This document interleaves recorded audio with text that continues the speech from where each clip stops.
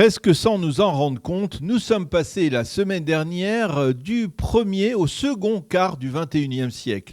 L'occasion d'un salutaire Zoom out pour mesurer à quel point les événements traversés par l'État d'Israël durant ces 25 dernières années ont été à la fois tumultueux, dramatiques et même décisifs pour son avenir. Alors je vous propose 4 développements essentiels qui se sont produits durant cette période. Le premier développement se rapporte aux désillusions de paix dans la région. Cette profonde désillusion a jailli en septembre 2000 avec le déclenchement de la seconde intifada pour atteindre son paroxysme avec les terribles massacres du 7 octobre 2023. Alors que le processus d'Oslo avait laissé entrevoir une forme de normalité pour Israël, la multiplication des attentats suicides palestiniens entre 2000 et 2004 en particulier va entraîner une prise de conscience. De plus en plus d'Israéliens comprennent que le mouvement palestinien, des modérés du Fatah aux intégristes du Hamas, aspire plus à détruire l'entité sioniste qu'à se doter d'un État indépendant. Yasser Arafat a balayé les généreuses propositions d'Ehud Barak à Camp David en 2000. Mahmoud Abbas a laissé lettre morte la proposition d'Ehud Olmert en 2008. L'évacuation unilatérale du Gush Katif en 2005, les opérations militaires répétées à Gaza n'ont fait que confirmer ce constat. Mais il faudra les massacres du 7 octobre 2023 pour persuader les plus irréductibles partisans d'un règlement pacifique du conflit qu'ils se sont égarés. En janvier 2000, plus de 2/3 des Israéliens étaient favorables à la création d'un État palestinien aux côtés d'Israël. Ils ne sont guère aujourd'hui plus de 21% à nourrir encore un tel espoir. Et Shimon Peres, qui rêvait de transformer la bande de Gaza en Singapour, n'est plus là pour constater ce qu'il est advenu de son nouveau Moyen-Orient. Le deuxième point se rapporte à l'identité juive et au réveil de cette identité au cours de cette période. La perte des illusions de paix s'est accompagnée effectivement d'un réveil identitaire salutaire pour l'État d'Israël. Le phénomène avait déjà débuté avec la guerre des 6 jours. Il s'est amplifié après la guerre de Kippour, mais il a pris une dimension nouvelle à partir des années 2000. Le point de retour majeur s'est produit durant la seconde guerre du Liban, en juillet 2006, 3 semaines après la capture de Gilad Shalit à l'entrée de Gaza en juin 2006.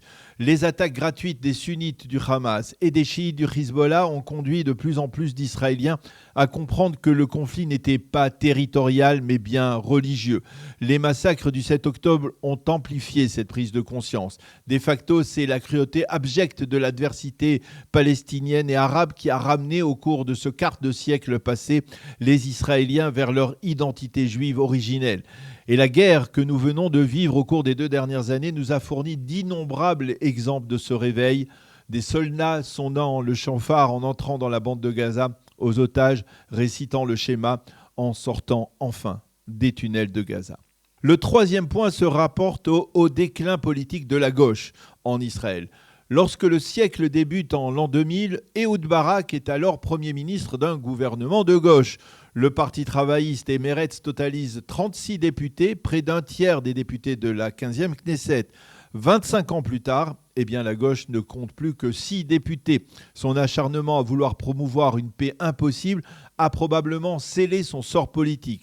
Mais la gauche n'est pas morte. Elle continue de se réincarner au travers des pouvoirs non élus du Deep State, comme celui de la Cour suprême, des médias et des universités. Le quatrième point, enfin, il se rapporte à Binyamin Netanyahou, la trame inamovible de ce quart de siècle.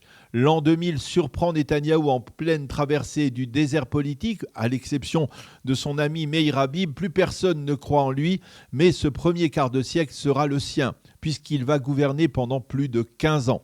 En fait, gouverner n'est pas le mot exact. Netanyahou va être élu. Sa spécialité, c'est de remporter les élections législatives, même parfois au forceps, mais pas obligatoirement de savoir gouverner. Bien sûr, Netanyahou a sauvé l'économie israélienne en 2004. Alors, il était ministre des Finances de Ariel Sharon.